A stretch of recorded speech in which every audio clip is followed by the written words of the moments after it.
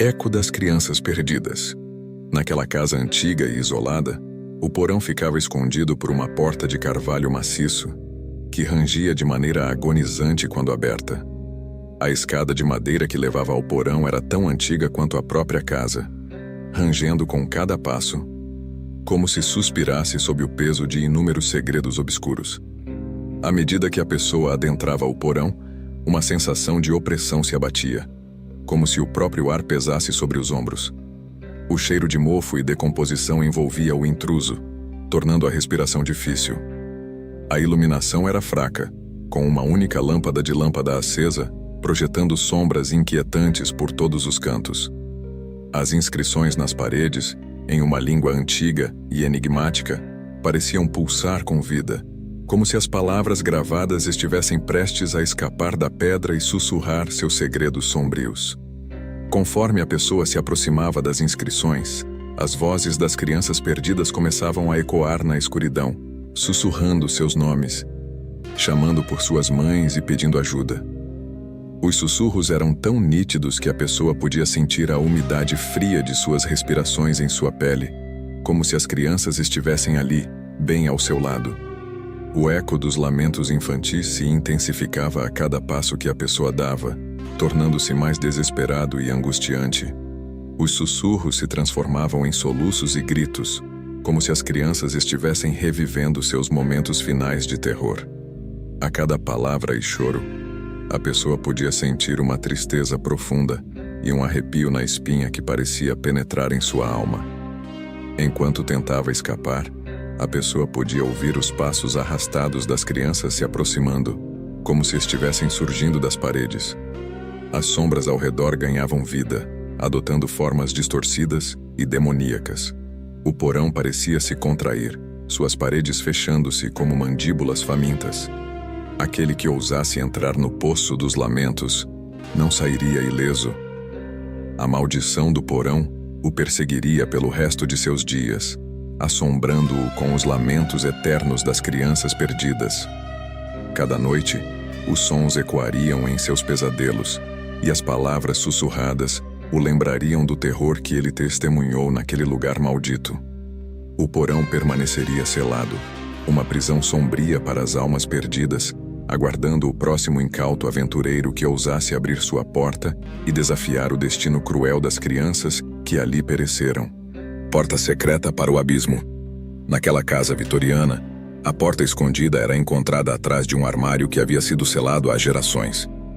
Ao abrir a porta secreta, o casal se deparou com um corredor longo e estreito, com uma inclinação descendente que parecia descer cada vez mais profundamente no subterrâneo.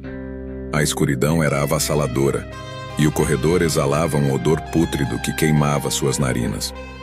Conforme avançavam pelo corredor, podiam ouvir sussurros e gemidos fracos ecoando pelas paredes de pedra úmida. As vozes pareciam sussurrar seus nomes, como se soubessem que estavam chegando. As palavras que sussurravam eram indistinguíveis, mas a sensação de inquietação e agonia que transmitiam era avassaladora. O corredor, curvando-se sinuosamente, levou o casal a uma sala subterrânea secreta, decorada com velas antigas que iluminavam símbolos arcanos rabiscados nas paredes. No centro da sala, um alçapão de pedra estava adornado com inscrições misteriosas que pareciam cintilar como se tivessem vida própria. Ao abrir o alçapão, uma escuridão profunda e palpável emergiu, carregando consigo um ar gélido que penetrou nos ossos. Quando a presença maligna emergiu do abismo, o casal sentiu uma pressão esmagadora em seus peitos, como se algo pesado e sombrio estivesse tentando arrancar suas almas. A sala tremeu e as velas se apagaram, mergulhando-os na escuridão total. A presença maligna assumiu formas inomináveis, sussurrando promessas de tormento eterno e sofrimento inimaginável. Eles podiam sentir as garras invisíveis da escuridão se fechando ao seu redor, apertando-os como um garrote implacável. O casal tentou desesperadamente fugir, mas o corredor que antes os conduziu ao abismo havia desaparecido, substituído por paredes de pedra sólida. Eles estavam presos na sala com a entidade sombria, e não havia escapatória. Desde aquele dia, a casa vitoriana permaneceu abandonada, com a sala subterrânea secretamente escondida e a porta para o abismo selada para sempre. As sombras que surgiram daquele abismo conturbado continuaram a assombrar a casa, fazendo com que qualquer pessoa que se aproximasse sentisse a presença maligna à espreita, esperando pacientemente por sua próxima vítima. A casa vitoriana se tornou um ícone do terror, onde a escuridão sussurra promessas sinistras e a eternidade é um pesadelo interminável. Oficina do Artesão Macabro. A oficina do Artesão Macabro estava situada no porão mais profundo da casa, um lugar onde a escuridão reinava de forma suprema.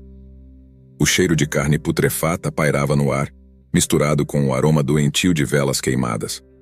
Cada vela na sala estava incrustada de cera gasta, e suas chamas tremiam com agonia, lançando uma luz fraca que dava vida às grotescas criações espalhadas pela sala. As paredes eram adornadas com prateleiras de madeira, onde partes humanas cuidadosamente esculpidas e mutiladas eram exibidas.